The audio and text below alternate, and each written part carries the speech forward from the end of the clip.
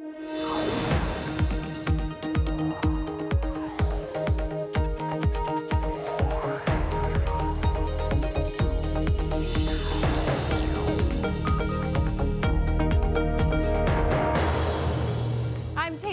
for Emily Chang, and this is Bloomberg Technology. Coming up in the next hour, it's a big fight. Microsoft and Google trading punches at a congressional hearing today.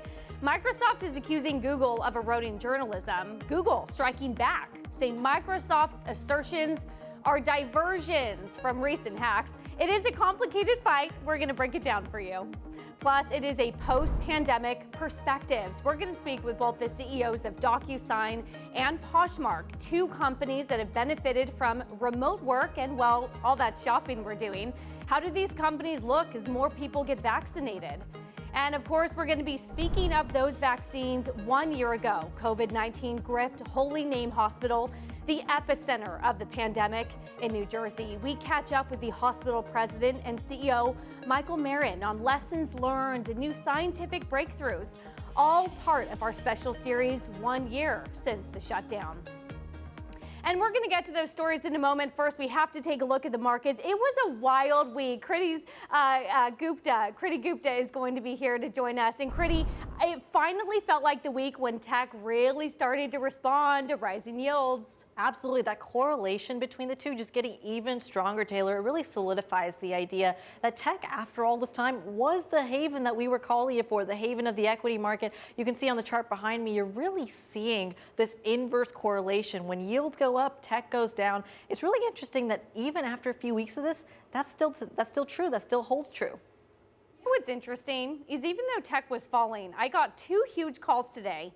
Tesla and Apple, $3 trillion market caps. How do you get to $3 trillion on a Tesla and an Apple? You know, it's fascinating because we were just now talking about how we're getting into a value rotation, and people are already looking past that to what's going to be this next potential 10-year expansion. And remember, Taylor, when you start to see things like growth stocks really take a step back, that's really a call simply on this idea that the economy is bouncing back. But what happens when everyone comes back to work, everyone decides that we're going to commute, everyone is ready and back to where we were back at 2019? That's where people start to think, well, hold on, we're in a growth environment. And that's, I think, some of the basis for when you're saying, well, okay, tech could actually be a better play in the long term. It's interesting as we talk about tech being a better play, we migrate on over to tech in the U.S. and then, of course, Chinese tech. Of course, that is the CQQQ, which is that Chinese tech ETF, and a lot of concerns perhaps about big tech crackdown, but this time in China. Absolutely. I think what's interesting here is that the Chinese tech crackdown is really coming on the heels of the U.S. tech crackdown. You really saw this actually become a global story, but really ramping up in China, where we know some of these big tech giants. Just taking a look at the board behind me, Alibaba, JD, Baidu have all become these huge companies that China's saying, well, hold on a second. We do want to maintain the element of kind of that market competition. This is extremely important to remember, because when you start to see a conversation like this happen in China, this has a lot to do with what value add that China is. Remember, we were just talking about the post-recessionary play. Emerging markets are part of that, and China is, of course, a big driver of the global economy. So what happens when you start to see some of these major names? I mean, look at this intraday chart. See some red on the screen. I think that's going to be a major question as we start to see this kind of China saga roll out. You know, there's two big fights happening. I want to talk about the fight between A-Rod and J-Lo. They've just called off their engagement. It's breaking news. I vote rip up the script. All of my producers, Allison and Jackie, have told me I'm not allowed to do that. So let's talk about another fight. It's happening down in D.C. It's between Microsoft and Google, but it's actually a pretty serious fight underway. Absolutely not as bad as J-Lo and A-Rod. Just kidding. It absolutely is. You actually see, I mean, just take a look at these two charts, Microsoft, Apple. I really want to put the emphasis on Microsoft, though, because you're seeing that trade a little bit differently than some of the big names. Now, this is important to keep in mind because tech used to trade all as a bundle, all together. And you kind of saw this early on in 2020. You saw this all trade together, and then you kind of see these diversions. This is where those antitrust conversations in the U.S. really come to fruition. It's why this idea that Microsoft has a different take on what Washington is kind of proposing than Google does, because it could have very different impacts on their core businesses. We were talking about when do valuations, when do fundamentals start to matter? This might be that moment, Taylor. Bloomberg's Kriti Gupta. Always love leaving there on that note. And you're going to come back and join us at the bottom of the hour as well to continue to talk about some of the tech names that we're following. But I love that you ended there with Microsoft and Google, because indeed, Microsoft taking aim at Google as it supports a bill to give news publishers more leverage over big tech. At a hearing held by the House Antitrust Subcommittee, Microsoft's president, Brad Smith, emerged as the leading industry voice in favor of the law. If this bill is passed, that means that these news organizations would be able to negotiate collectively with us. I assume that they will negotiate effectively with us. Google, meanwhile, slamming Microsoft for rallying support for legislation, saying, quote, they are reverting to their familiar playbook of attacking rivals and lobbying for regulations that benefit their own interests. They are now making self-serving claims and are even willing to break the way the open web works in an effort to undercut a rival. For more, let's bring in Bloomberg's David McLaughlin. And David, it is a complicated story, one that we're following. Thanks that we have you here to break it down for us. Start with Microsoft's perspective, really coming out swinging. What did they say? Right. So this is a bill that would give media organizations an antitrust exemption, so they sort of can band together and gain leverage over Google and Facebook, which they complain they're sort of beholden to right now individually as publishers. And Microsoft, interestingly, has been kind of going around the world speaking out in defense of news publishers. They were in Australia, where there was a law passed there that was the one that prompted Facebook to impose briefly a news blackout on its platform there. Google threatened to shut down its search engine there over the law. That was a very controversial law passed by Australia. So Microsoft was there supporting it. They'd been in Europe doing something similar, and this was the first time in the U.S. they've come here to make their case in Washington. And Google, of course, throwing some jabs back at Microsoft as well, talking about some of those self-serving interests. In the meat of Google's response, what was your key takeaway? Well, what I think is interesting about this is that Google and Microsoft were very much foes years ago. Microsoft was one of the main companies that was in Europe and in the U.S. pushing pushing regulators to take on Google over what Microsoft said were antitrust violations. And then they basically buried the hatchet. They reached a very large settlement that involved patents and all kinds of litigation between them. And so now it just seems like this is kind of emerging suddenly over this new issue at a time when Google, and not Microsoft at all, is under a lot of antitrust scrutiny. Google has been sued by states and the Justice Department over advertising and its search business, and is confronting, really for the first time, real serious action in Washington. David, I love that you bring up the history and the perspective, because indeed, as we've been following all of the DOJ, the state attorneys general, all of these potential lawsuits, Microsoft seems to be the one unscathed, because like you've mentioned, they dealt with this back in the 90s, right? What can Google glean from Microsoft's playbook as they are now facing some antitrust scrutiny of their own? Well, I think the big lesson from the Microsoft case, or one of the big lessons, was that litigation, which went on for many years, almost led to the breakup of Microsoft, but didn't. Distracted Microsoft in a big way, and many people think that sort of distraction that it caused helped sort of lay the groundwork for other Silicon Valley companies to emerge and eventually become very dominant. We'll see if something happens like that again. It will be many years down the road, but it's so noteworthy that it's been 2 decades since something this serious has been confronting Silicon Valley. Yeah, David McLaughlin, thank you as always there for the calm perspective and really breaking down what has been a complicated story to follow. We appreciate it. And coming up, another strong quarter for DocuSign, letting us all sign things like home mortgages and titles from the comfort of our jammies at our own homes. Well, we see what the future holds as business gets back to being in person. CEO Dan Springer is going to break it down for us. This is Bloomberg.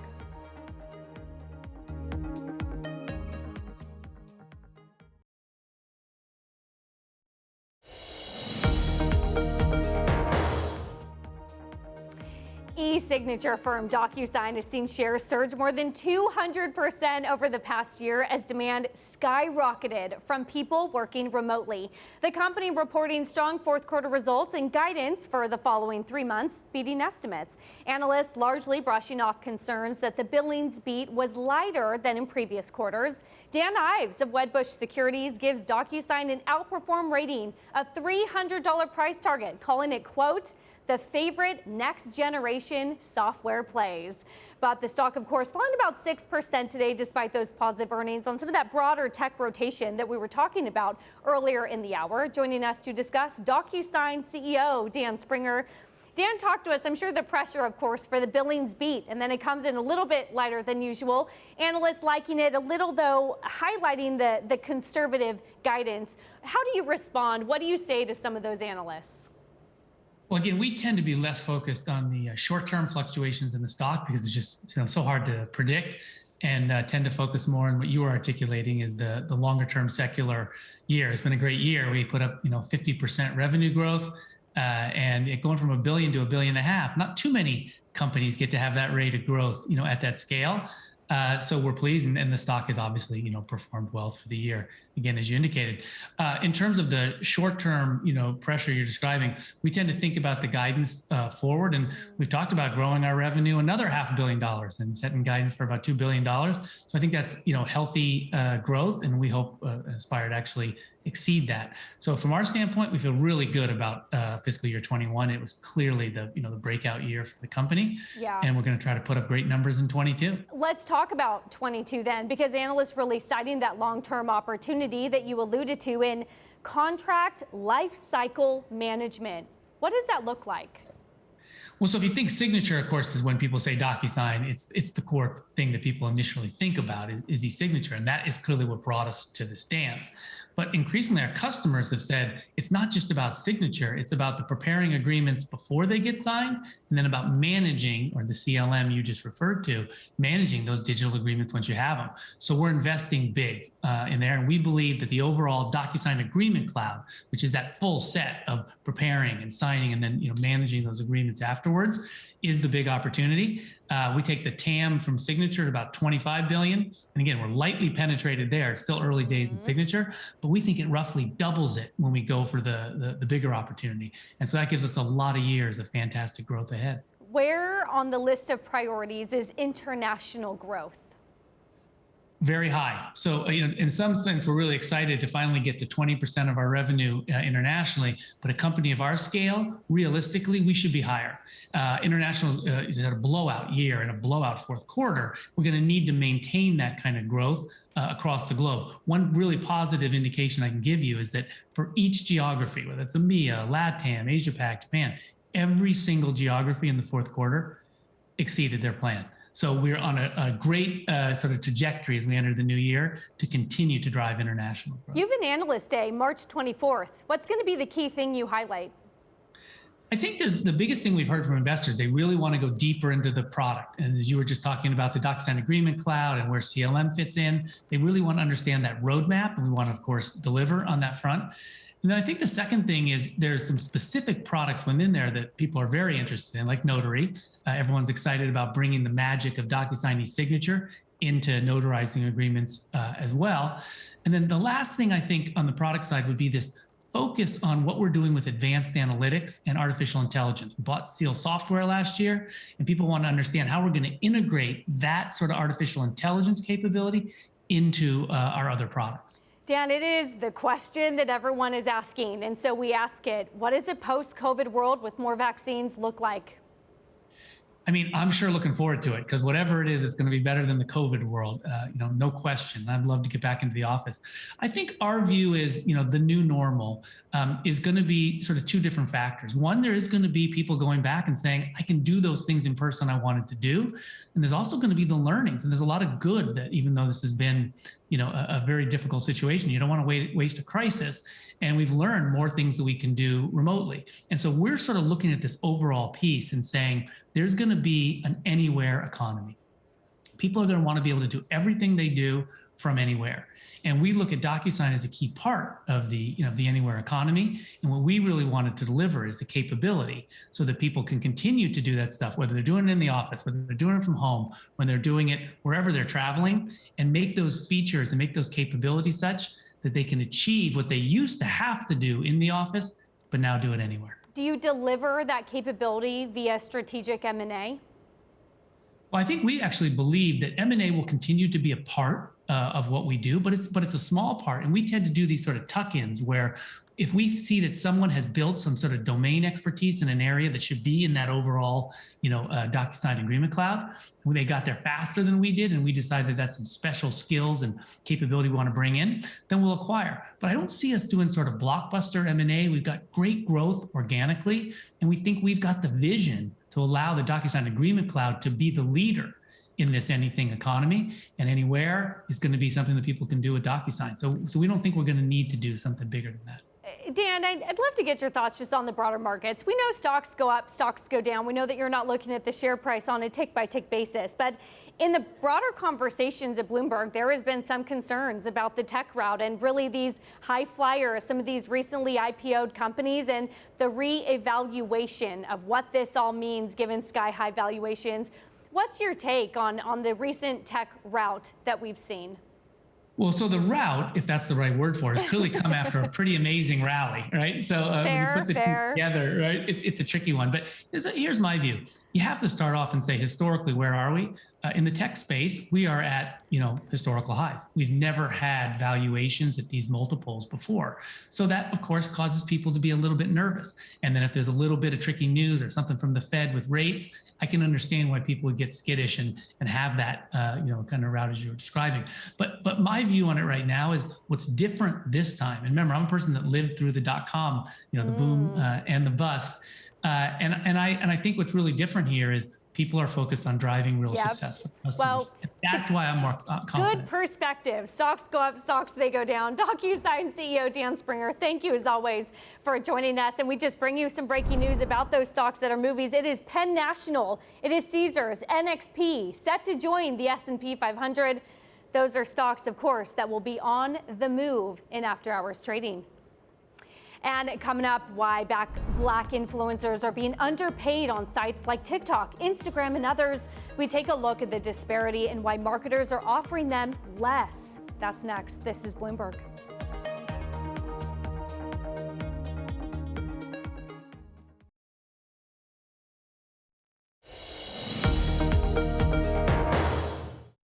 Too many shoes, check.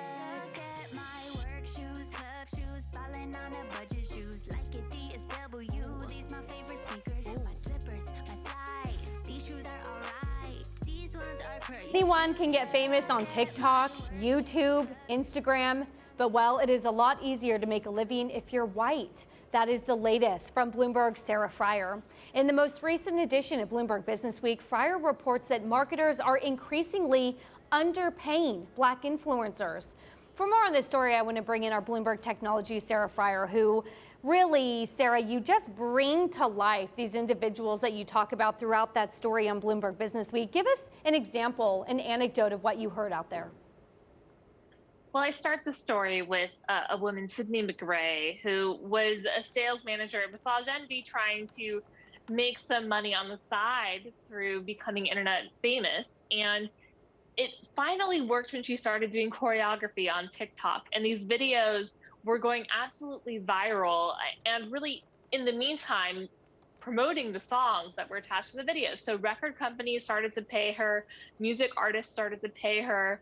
And she was feeling really great until she learned that the rate that she was getting was a fraction of what white women were being paid, in many cases, just to repeat the work that she had done. And Sarah, the frustration, and you highlight this in your story, is this starts at the top, right? We knew eventually this would come out, how people have been being paid unequally. How does this stop? What is the cycle to get to the root of the problem? Well, I think that the way the industry works, it's the CMOs, it's the heads of marketing at companies who are deciding who to pick for their campaigns, and the people in those rooms are majority white. And they're thinking, I want to hire somebody that I follow or that I like or looks like me. And they're just not thinking about these Black creators who in many cases have higher followings, have more engaged followings than their white counterparts, but are paid less. And so I think that there needs to be, I mean, when you look at these tech companies, these are such a data-driven set of companies. They have the data of who's doing well. They have the statistics on who's performing. They could simply look at those metrics and figure out who they should be hiring for these campaigns. And I think there's something to be said for the tech companies too, that they need to look at their algorithms, they need to look at their support systems, their verification systems, and figure out, are we disproportionately helping people who look like our management, or are we thinking about this holistically? Are we thinking about helping Black and people of color as well? Sarah, it's interesting in this world where we're sort of taking back our own freedom and our own independence and our financial freedom. You actually were writing about some of these influencers who are indeed just trying to change it themselves. What are they doing to make sure that they get paid equally?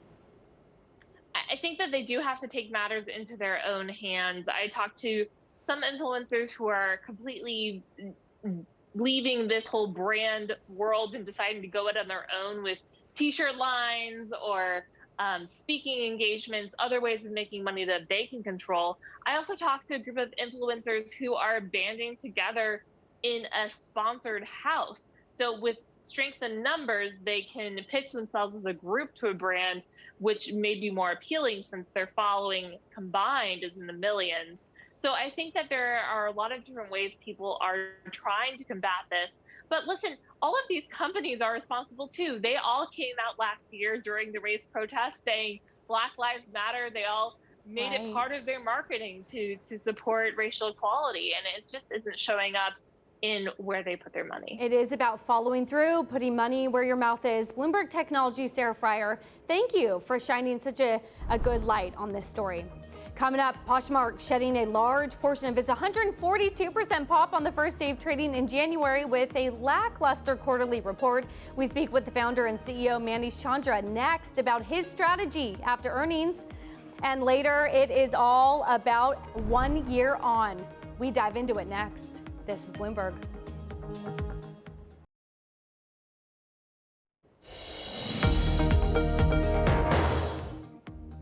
This is Bloomberg Technology. I'm Taylor Riggs in for Emily Chang. I want to reset what a wild week we had in the tech markets, finally reacting to that move higher in yields. Everything else at a record high, but not tech. Bloomberg's Kriti Gupta joins us for more. Kriti, we haven't talked about Cathie Wood all week, so we have to do it. What is going on with some record inflows that we've actually seen into her tech markets? You know, so fascinating. It's a high beta tech play. And I'm using that phrase from our producer, Dan Curtis. He loves to say, oh, it's a high beta tech day again. And it's interesting because it's coming on a week where you're seeing such a big tech bounce anyway, after a lot of pain for tech stocks. So this is really this idea that potentially people are looking past that valuation talk, past that bond talk, and really saying, well, what's going to happen in the very long term? There's also, of course, this concept of hedge funds potentially getting a short squeeze. There's a lot of dynamics here. So we mentioned the long term. I want to go first, though, to the intermediate term, which is the reopening trade. How are we doing as things start to reopen? Because we had some big high flyers. We absolutely did. I mean, this was a trade that was very anticipated since, Pfizer Monday, November 9th. And then you really saw even just this year, stocks really just take off. And I mean, I want to bring up some stocks like American Airlines. You can see it right there on your screen. 48% year to date. I mean, and that's just in, 2.5 months? Imagine what happens when the market actually, or the economy actually reopens. It's going to be those companies that are really going to do well in that reopening environment. This is just anticipation of that. The actual fundamentals deals will carry it further. And not to mention those stimulus checks that we're all about to get, I think as soon as tomorrow, which also ties into another trade that we've been looking at, Poshmark as well, which is saying that they're starting to see some demand based on, quote, going out clothes. Absolutely. And remember, like they just had a little bit of a rough quarterly report. So you're seeing a little bit of a pain in the stock. But once again, it all comes back to that reopening trade. That's where you could really see Poshmark hit their stride and actually gain even further. You heard it from Poshmark's management. You're hearing it from analysts. I mean, this could really be a company that does take off when people are ready to go out, go out, really just enjoy the freedom that we haven't had for the last year. We are all awaiting that so eagerly. Bloomberg's Kriti Gupta, thank you as always for joining us. And what a great setup it was, because of course Poshmark reporting fourth quarter revenue and forecast for the next quarter. It missed estimates just slightly. Raymond James lowering that price target to 68 from 83, saying that business in February was a little bit more mixed with some of the negative impacts from weather, COVID-19, and power outages. Stocks plunging about 20% after Poshmark's quarterly report. Joining us now, though, to push the story forward. What is ahead? What is next? CEO Manish Chandra. Manish, talk to us about what you think the analyst community is missing from your report. Well, I think they got it right in the sense that we have a little bit of short-term pieces that are in the business, which are coming because of the state differences. What we are seeing is certain states that are doing exceptionally well and other states that are not. And it is not 100% correlated to which states are open and which states are closed. For example, California and Florida for us are tracking well above our average growth rate, and Texas and New York below. And if you look at the opening, their presence, it's different. But we expect all of this to converge as things sort of come together. One of the big things I wanted to point out is that in February, which is one of the coldest months on record, our customers were searching for summer dresses and bathing. Summer dresses searches were up almost 200% from January, and bathing suits 150%. Oh, good. So maybe we're finally all getting out of our jammies, right? That would be some good news. Talk to us more about some of the trends that you're seeing. You have such good insight into the consumer. Besides searching for bathing suits and summer dresses, you also noted more, quote, going out clothes, right? What does that bode for demand on the horizon? Well, I think being an asset-light and adaptable marketplace where we have millions of sellers who are constantly merchandising, we have almost unlimited supply chains available because everything you want is available in someone's closet or someone's boutique. So what we see is that as the world changes, when we saw in Q1 of 2020 going to Q2 of 2020, the world adapted very quickly. Our marketplace adapted very quickly. We saw tie-dyed shirts, we saw sweatpants, athletic wear. And what we are starting to see is a shift towards actually people going out or planning to go out, which is great news for everything. Great news for recreation, great news for our mental health, and certainly great news for apparel and fashion business as we look forward to. Do you see an increase every time people get a stimulus check? We do see a small bump. We don't see the kind of increase you see in sort of other areas. But broadly speaking, I think our biggest correlation is when people use fashion more, we have 45% apparel. We certainly have seen strong growth when people were sitting at home. So we're really looking forward to when people are going out for events, weddings, dates, night out, which we've all been missing for, I guess, now a year. We've been talking so much about the demand because we're all so excited to get out of our jammies and put on a bathing suit for the first time in a year. But I want to go back to the earnings report because there was something really interesting about operational cost, right? And some supply chain issues and some near-term postal service capacity issues that analysts had highlighted. How are you thinking about some of the operational costs of your business? Sure. So we're an asset-light business. We have 80% plus gross margin. So that really gives us tremendous flexibility in terms of operating our business. When you look at our operational costs, they're really changing a little bit because of USPS congestion that we saw in Q4, which started to work itself out in January, and then we got hit with a cold wave, so it caused a little bit of congestion. But we expect that to stabilize it and clean out. The other thing which we are seeing because of that in Q4 especially is a little bit increase in cancellation rates, not dramatic for us. What is surprising is that people were willing to wait a couple of weeks to get their shopping in the mail because they understood how congested the logistics systems were. Interesting. And most of those have been worked out? They're worked out. We actually hired extra people to service our customers and work through the system. At this point, actually the logistics system is operating back smooth, normal. Things are shipping in just a few days, which is our priority shipping partnership with USPS. We have to talk, of course, about you running a public company. It's been a month or two. How is it going? Well, I feel like it's been an amazing and an incredible time. My focus is really to build it for the long term. So we are focused on our long-term growth strategies. At the same time, the level of communication that we have to do is, of course, very different than a private company. But it's also amazing to see the shareholder support, welcome a new community together with our employees and our core community of sellers, welcome the stockholder community. So it's been definitely a bunch of changes, but excited about this journey as a public company as well. As you talk about some of those long-term opportunities, where does international expansion rank on your list? It's right near the top. We just recently launched in Australia. We're 3 weeks into our Australia build-up. This week, we launched a charity closet in partnership with our board member, Serena Williams in Australia, which was very well received. We're in the community building phase in Australia, and as we start to get the community logistics worked out, we'll move into the marketing and growth phase in Australia. And we have many more countries that we want to launch in the near term and medium term.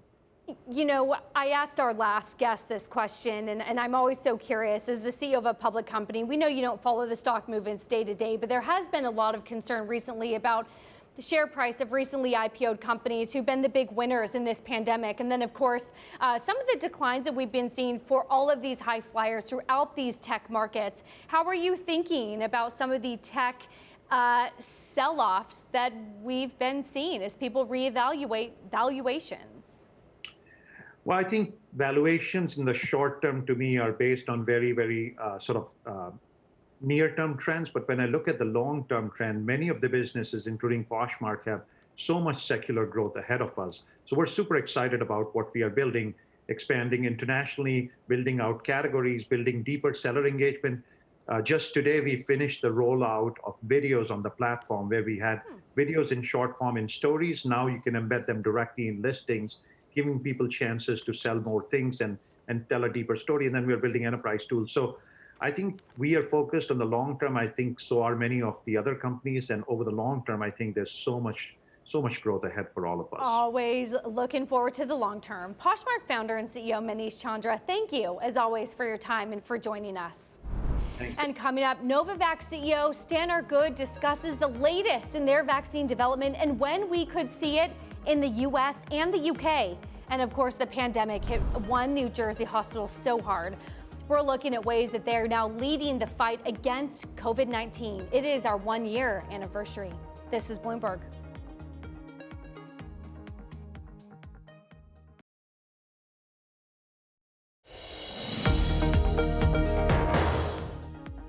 All adult Americans will be eligible to get a vaccine no later than May 1. That's much earlier than expected. We're going to go from 1 million shots a day that I promised in December, before I was sworn in, to beating our current pace of 2 million shots a day. We are now 3 months into the U.S. vaccines push, and the country just hit 100 million doses as of today. Daily shots are at about 2.3 million, and that's expected to accelerate with the approval of a 4th vaccine. Novavax CEO Stannar spoke to Bloomberg earlier on his company's latest vaccine push. In the UK, we expect that that'll be our first filing.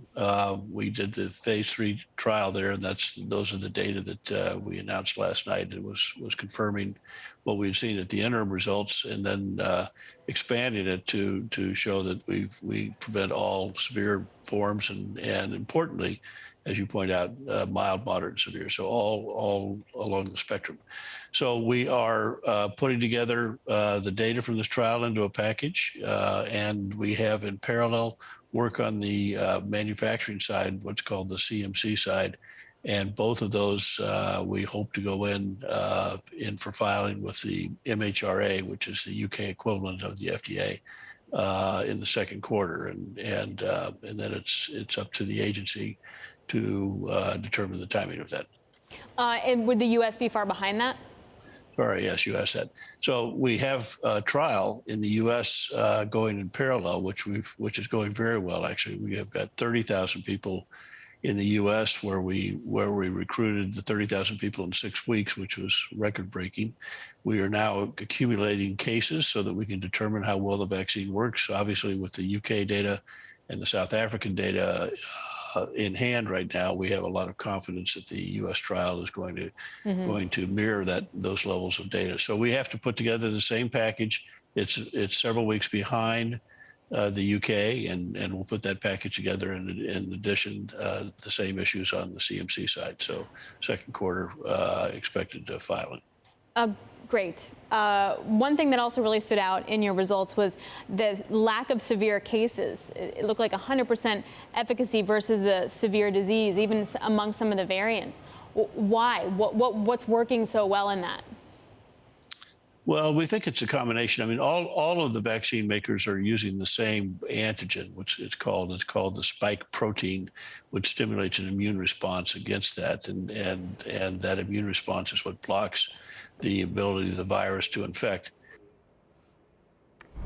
And of course, in northern New Jersey, Teaneck's Holy Name Hospital was one of the earliest and hardest hit hospitals last year, referred to widely as the epicenter of the state's COVID-19 outbreak. With me now, President and CEO of that hospital, Michael Marin. So great to see you healthy and happy, and very curious about how the vaccine distribution is going for you in New Jersey. Well, thanks for having me, Taylor. The vaccine rollout is actually moving along quite nicely. Holy Name was able to open in partnership with the Township of Teaneck, who made their community center available to us, one of the most efficient vaccine centers in the entire state and the whole region. So that, coupled with some software that Holy Name designed to facilitate the process, allows us to easily do 3,000 a day in an 8-hour day. We could go significantly higher, up to 5,000, if we extend those hours to 10 or 12 hours a day. Has that distribution been as smooth as we are led to believe it has been? So once we get the vaccine, it's a smooth process. The most erratic component so far has been the inconsistency in vaccine supply to us. And so that's been a little frustrating. We will only open up available scheduled appointments when we know we have the vaccine here on site, because it's very complex in prepping and administering the vaccine. And so week to week, the volume of vaccine we receive can fluctuate pretty large. And so that adds some chaos into the overall ability to have a consistent schedule. Are you seeing the demand start to show up for these vaccines? Because that was an early concern, right? Overcoming that hurdle for that initial demand. Oh, no, the demand is far, far greater than the supply. So when we opened our first website in its very infancy, I mean, it's evolved very quickly in the weeks past, we had 1.2 million hits to the website on a Sunday afternoon when it first launched. We now have consistent activity there. We changed the format a little bit. We have over 100,000 people registered in our queue, and that's after having given over 60,000 doses to vaccines to people. So it's robust. People are still very interested in getting the vaccine. You know, you're a CEO of a major hospital, and it's so interesting to talk to you about what you're seeing on the ground. But we'd also be remiss, given here it's Bloomberg and it's Bloomberg Technology, about the finances as well. What were those moments like when, in the last year, you know, there were a lot of hospitalizations for COVID, but a lot of elective surgeries were being delayed? How does that impact you on a financial level? Oh, it was a fiscal year unlike any. I'm here at Holy Name 34 years. We never had a year like we had in 2020. If it wasn't for the support we got from the federal government, from the CARES Act money that was able to come in, it would have absolutely been disastrous. We shut down, as you said, all normal business. For the longest period of time, we were COVID only. And so that hurt. And then it took a while, and still hasn't fully recovered, on people's faith and confidence in returning to the hospital for normal non-COVID type illness. And so that's an ongoing concern.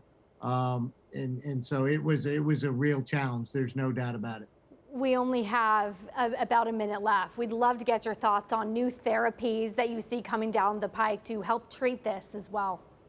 Sure. So we are, a lot of research has gone on here at Holy Name. We're one of the leaders in the world in terms of COVID-related research. So things like the monoclonal antibodies, Regeneron, which is well known by a lot of people. Eli Lilly has a monoclonal antibody. When given at the right phase of the virus, those are extremely effective. And so we've designed a system here where you're diagnosed, you have a positive test. We try to enroll you immediately into an outpatient infusion center that's right near our emergency room, and get those monoclonal antibodies into people. We've seen great success with that. Remdesivir and other drugs are antivirals, and now the vaccines themselves and the new technology using mRNA to design these vaccines and roll them out has opened up a whole new frontier where that kind of technology can be used for a whole host of other therapeutic interventions in cancer and cardiology. And so we've really opened the door to an exciting time of rapid acceleration and development in the medical field. And you rightly talk about the technology behind that. Michael Marin, Teaneck's Holy Name Hospital President and CEO, thank you so much for your time on what a year it has been. And we want to stick with the tri-state area. And unfortunately, we have more news coming thick and fast, of course, as it relates to New York's governor, Andrew Cuomo. Both Chuck Schumer and Gillibrand are calling, Kristen Gillibrand, the senator, of course, calling on Andrew Cuomo, the governor of New York, to resign, of course, amidst all of these allegations of sexual harassment. We are going to continue to follow this story, of course, and bring you any updates. The governor, of course, saying today he refuses to resign. Coming up, T-Mobile soon going to be delivering 5G access to homes. We hear from CEO Mike Sievert following the company's Analyst Day announcement and why this is such a big push. 5G. This is Bloomberg.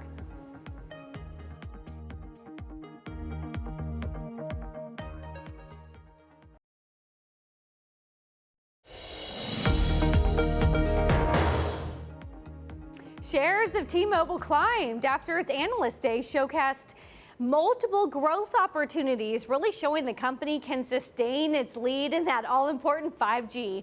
Earlier, CEO Mike Sievert said the company will deliver 5G home internet service to millions of households this year. Take a listen. Our network is ready now. We've been building the high-capacity 5G network we heard the others promise about in the future for 2 years now. We're going to be at 200 million people covered with the ultra-capacity version of 5G this year, not 2 and 3 years from now. And so what that means is we're able to launch 5G home broadband service this year to millions of households. And now look, so many parts of this country are underserved by broadband, it's an embarrassment.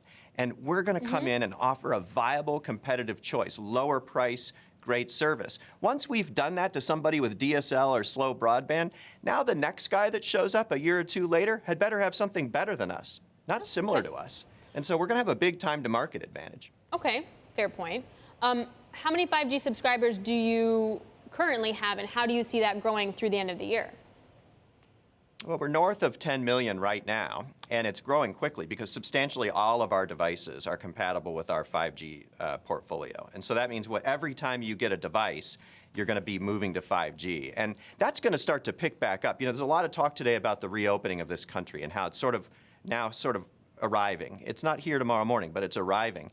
And you know, we're a reopening company because one of the things that you've seen is we've been muted in this market when it comes to people switching and upgrading. Why? They haven't been in retail. Now that's going to start to take off again. And that's a great opportunity for us to accelerate our advantage in 5G, where we are miles ahead of the competition, and get switching going in this industry, which has always benefited us as the share taker. Mike, I truly appreciate the salesman pitch for it, absolutely. And then I'm wondering how you look at the reaction. So there was a gap down in your stock yesterday. Today, you are climbing higher. But if investor feedback is the stock price, why was that the reaction? Well, feedback from the longs has been fantastic. You know, you always see rotation in stock. We saw hedge funds selling. Hard to say why. But overall, we've picked up, as you noted in the lead-in, and that's great to see today. We're starting to see it settle in. But we spent a lot of time with the analyst community and got terrific feedback to not only the growth plans and the thought behind them, but the massive cash flow and value creating potential that we shared. And that's terrific to see. And I think it's, we'll keep our heads down and go deliver and exceed this plan with the 8 or 10 upsides that we outlined. We'll let the market sort out the rest, but I'm very confident in this value creating opportunity. T-Mobile CEO Mike Sievert speaking earlier on Bloomberg Television. And that does it for this edition of Bloomberg Technology. You have to stay with us because next week we're going big. We're getting perspectives from some of the biggest leaders in technology and science on what the last year has been like for them and their businesses. We have guests like Moderna co-founder, Uber CEO Dara Khosrowshahi, Peloton CEO John Foley, and Zoom CFO Kelly Steckelberg. That is going to be beginning all next week at 5 p.m. Eastern. And before we push forward to our next show, which you can't miss because that's coming up next, I have to give a shout out to our producer. It is her birthday. Her name is Jackie Lopez. She's behind the scenes. Her birthday is tomorrow. Behind the scenes people never get enough credit. And so Jackie Lopez, who we call the J-Lo of B-Tech, happy birthday. Not to be remiss, of course, about the J-Lo and A-Rod breakup, which I will be eagerly discussing all weekend. But first, before you get to the weekend, stay with us. Wall Street Week with David Weston. It's coming up next. Huge stimulus. I hear it passed. This is Bloomberg.